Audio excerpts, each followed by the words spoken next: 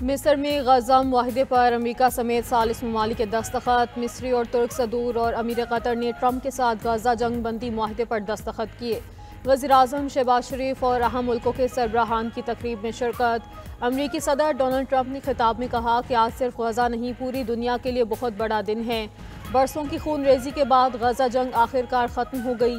जंग बंदी से मशरिक़ वुस्ता में अमन कायम होगा। गजा मनसूबे से हर कोई खुश है। गजा मुआहिदा बड़ी कामयाबी है। दोस्त ममालिक के ताउन से गजा मुआहिदा मुमकिन हुआ। अमन मुआहिदे से गजा में अमन और तरक्की होगी। हम मिलकर गजा की तामीरें नो करेंगे। गजा मुआहिदे के बाद खित्ते में अमन का क़याम नागुज़ीर है। अमन सरबराह इजलास में शरीक मुल्कों के रहनुमाओं ने ग्रुप फोटो भी बनवाया।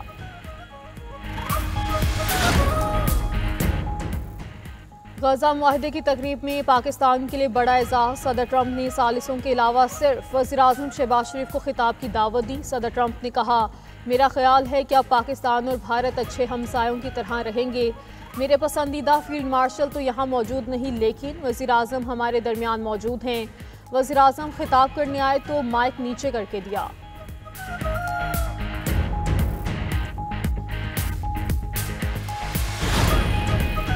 वज़ीर-ए-आज़म शहबाज शरीफ ने अमरीकी सदर ट्रंप को अमन का हकीकी सफ़ीर करार दे दिया। गजा मुआहिदे की तकरीब से खिताब में कहा, ट्रंप ने पाक भारत जंग रुकवा कर लाखों जिंदगियां बचाईं। सदर ट्रंप अमन के अलमबरदार हैं। पाकिस्तान ने अमन के नोबेल इनाम के लिए सदर ट्रंप को नामजद किया। अमरीकी सदर नोबेल इनाम के हकदार थे। ट्रंप को एक बार फिर अमन के नोबेल इनाम के लिए नामजद करता हूँ। सदर ट्रंप की बदौलत जनूबी एशिया में अमन मुमकिन हुआ। गजा के अवाम के लिए आज तारीखी दिन है। आज सख्त मेहनत के बाद गजा में अमन के लिए कामयाब हुए। गजा में अमन अमरीकी सदर के जरिए आया।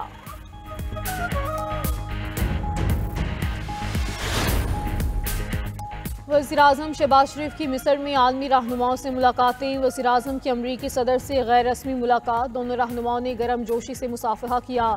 खुशगवार जुमलों का भी तबादला हुआ। वज़ीर-ए-आज़म की कतरी अमीर शेख तमीम बिन हमद अल सानी से मुलाकात।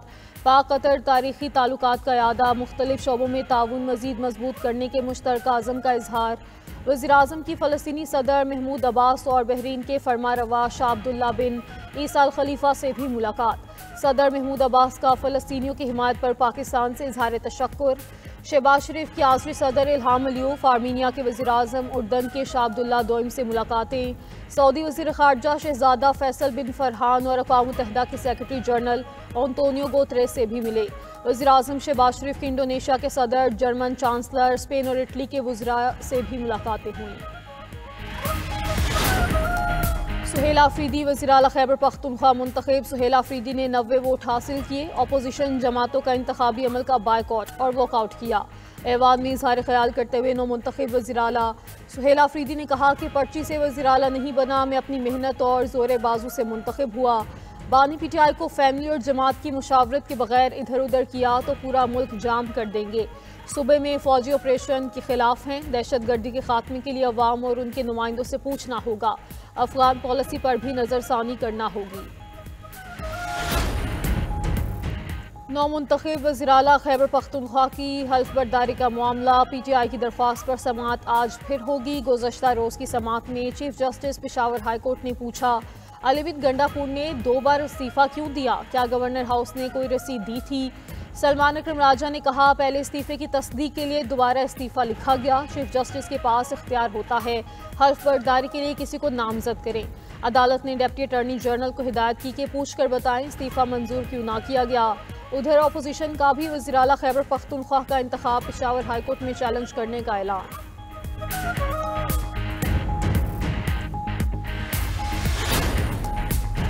विफाकी वज़रा और मौलाना फजल रहमान ने वज़ीर आला का इंतखाब गैर आइनी करार दे दिया। विफाकी वज़रा पर मुश्तमिल वफ़द की सरबराही JUI मौलाना फजल रहमान से मुलाकात। खैबर पख्तूनख्वा की सियासी सूरत हाल पर तबादला ख्याल किया गया। मुलाकात में इत्तफाक पाया कि खैबर पख्तूनख्वा असम्बली में वज़ीर आला का इंतखाब एक गैर आइनी अमल है, इसे कबूल नहीं किया जा सकता। तमाम अपोजिशन जमातें वज़ीर आला के इंतखाब के अमल को मुस्तरद करती हैं। उम्मीद है chief justice Peshawar high court मुतनाज़ पार्लिमानी अमल का हिस्सा नहीं बनेंगे।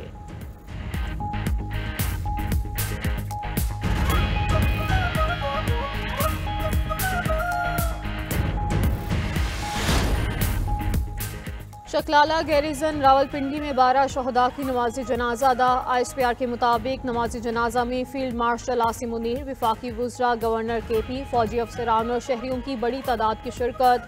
वज़ीर दिफा ख्वाजा आसिफ ने कहा कि कौम शहदा की कुर्बानियों की हमेशा मकरूज रहेगी। अफगान सरजमीन से पाकिस्तान के खिलाफ दहशत गर्दी नाकाबिल कबूल है। पाकिस्तान की सरजमीन का दिफा हर कीमत पर यकीनी बनाया जाएगा।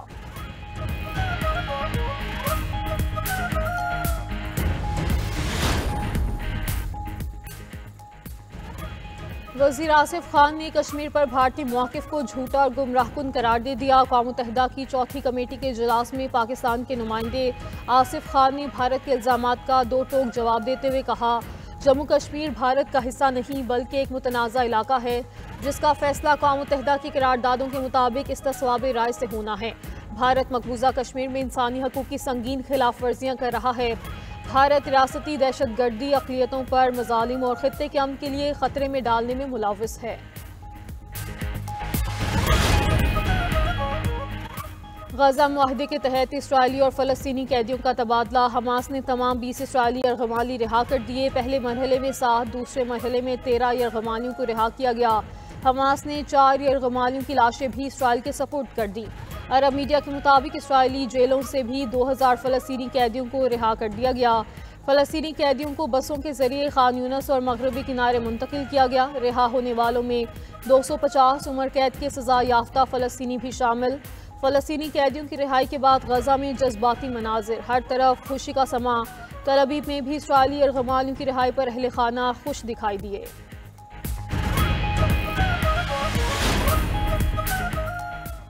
मिस्र में गज़ा कॉन्फ्रेंस की साइडलाइन पर दिलचस्प मनाजिर। अमरीकी सदर ने तालिब वज़ीर-ए-आज़म की खूबसूरती की तारीफ की। किसी खातून को खूबसूरत बोलने का सियासी नुकसान भी बता दिया। ट्रंप ने कहा, अमरीका में अगर आप किसी औरत को खूबसूरत बोलें तो समझें आपका सियासी करियर ख़त्म, लेकिन मैं ये मौका ज़ाया नहीं करना चाहूँगा और आपकी खूबसूरती का एतराफ़ करूँगा। दूसरी जानिब तुर्क सदर की जॉर्जिया मेलोनी को सिगरेट ना पीने की नसीहतें। कहा कि मुझे आपको सिगरेट नोशी छोड़ने पे मजबूर करना पड़ेगा। ये सुनकर तालिब वज़ीर-ए-आज़म शर्मिंदगी से मुस्कुरा दी। आलमी रहनुमाओं के साथ मुलाकात के दौरान मुंह पर हाथ रखने पर भी मजबूर रहीं।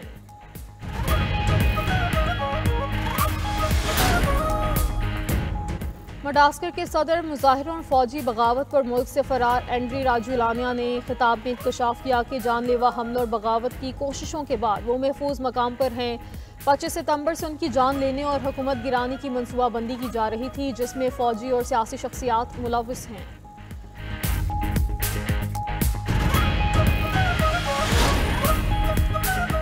और लाहौर टेस्ट का तीसरा रोज़ जनूबी अफ्रीका 6 विकेटों पर 216 रन के इनिंग्स से आगे बढ़ाएगा। मेहमान टीम के बल्लेबाज पाकिस्तानी स्पिनर्स के सामने बेबस।